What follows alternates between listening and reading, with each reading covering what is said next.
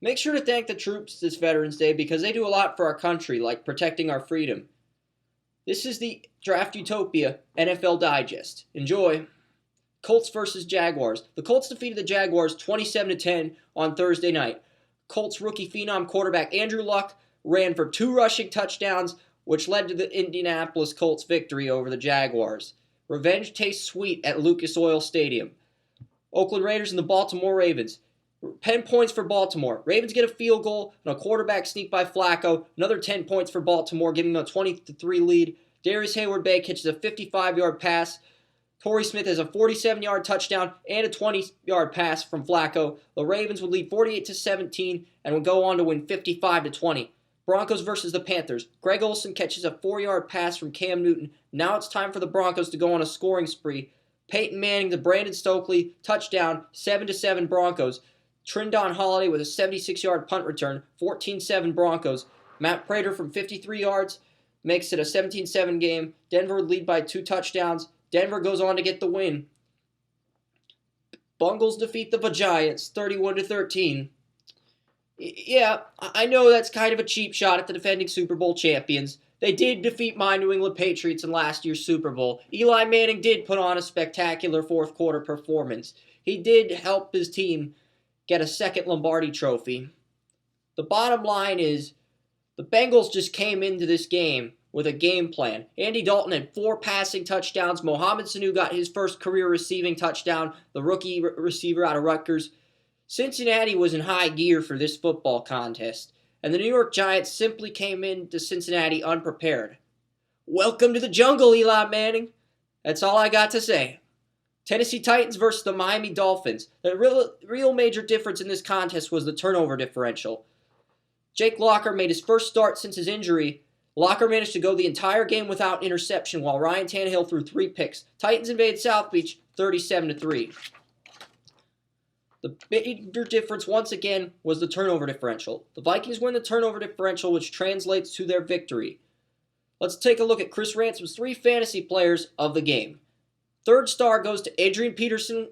Peterson had 27 carries, 171 rushing yards, and a rushing touchdown. The second star of the game goes to Christian Ponder. 24 for 32, 221 passing yards, and 2 passing touchdowns. And our first star is Calvin Johnson.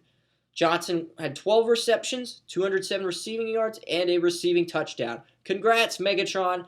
You won first star of the game. The Motor City Messiah, Matthew Stafford, goes back to Detroit winless. Vikings win by 10 points, 34-24. Buffalo Bills and the New England Patriots. New England scored 10 points right off the gate.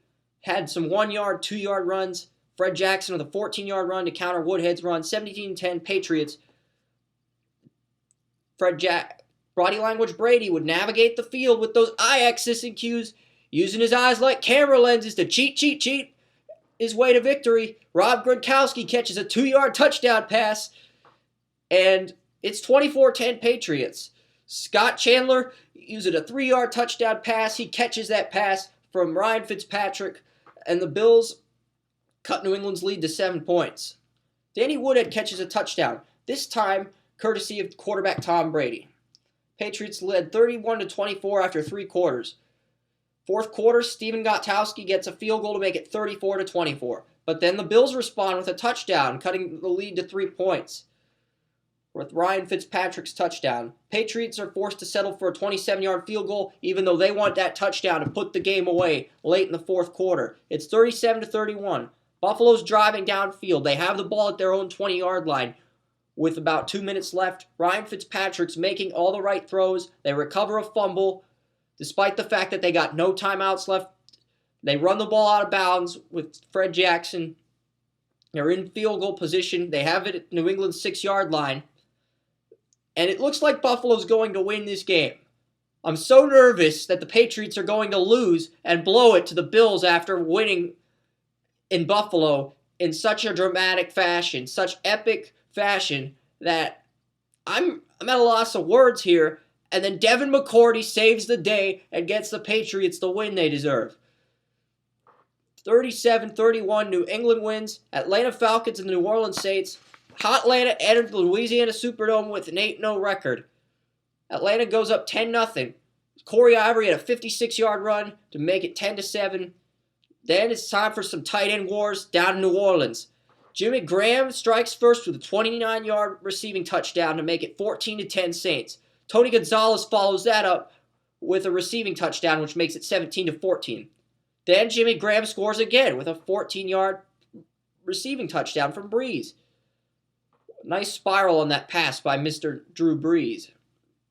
Tony Gonzalez gets a second receiving touchdown in the fourth quarter. Saints win 31-27. Atlanta's no longer undefeated, and Matty Ice had too much Popeyes before the game. I think we can all agree on that testament. San Diego Chargers versus the Tampa Bay Buccaneers. Denario Alexander with an 80-yard pass from Phillip Rivers. Chargers lead 7-0. Dallas Clark ties the game up at 7 with a tight end pass. Tight end catches a pass from Josh Freeman. Antonio Gates responds with a Charger touchdown to put San Diego up 14-7. Second quarter, Tampa Bay enters special teams mode. Connor Barth gets a 40-yard field goal. Adam Hayward gets a 29-yard return off of a blocked punt. The Buccaneers lead 17-14. Malcolm Floyd, he helps the Chargers go up 21-17. It's Rivers' third passing touchdown of the contest. The bottom line is Tequan Underwood would catch a 15-yard pass from Josh Freeman, making it 24-21. Turnover once again. Little things, you got to avoid these turnovers if you want to win in this league. Phillip Rivers throws a pick six to undrafted rookie Leonard Johnson out of Iowa State, a guy that many NFL draft experts were raving about. It's evident why Leonard Johnson is the guy in Tampa Bay. It reminds me of a young Rondé Barber if he keeps it up. New York Jets and the Seattle Seahawks. Russell Wilson connected with Golden Tate on a 38-yard pass very early in this game. Wilson doing all the little things, making the right throws, giving Seattle that early advantage over the New York Jets. Then Muhammad Wilkerson recovered a fumble for 6 points, and that would tie the game up at 7 after the extra point. Running back Marshawn Lynch scored a 1-yard rushing touchdown, making it 14-7 Seattle. Seahawks would go on to win 28-7.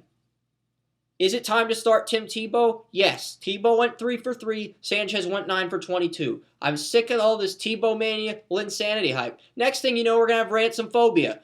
And quite frankly, people are annoyed enough with my shenanigans as it is. Cowboys versus Eagles.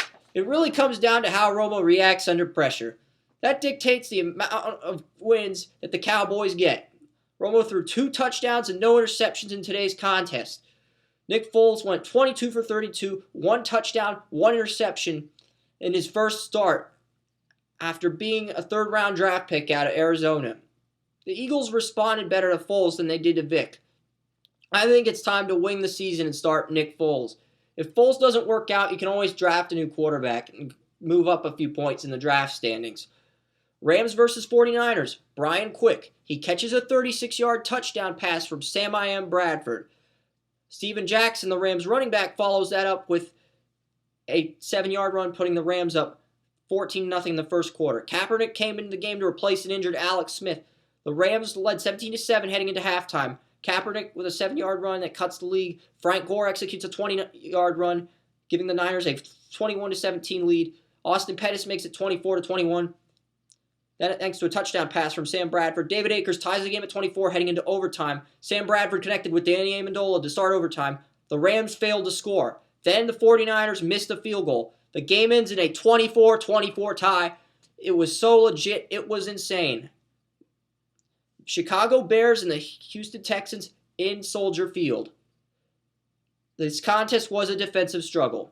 Sunday night contest between the Texans and the Bears appeared forgettable at times for multiple reasons. First, this game had a lot of turnovers early on, tons of rain at Soldier Field. Tim Jennings picks off the Texans twice. Texans win 13-6, 102 rushing yards for Arian Foster on 29 carries. Jay Cutler got injured in the second quarter. Jason Campbell filled in, 40 passing yards, 7 for 14. You really have to credit this Texans defense for stepping up and delivering a critical win. I hear some people named Grant and Brett are crying in the Windy City break room. Who the hell are these fools? Chiefs versus the Steelers.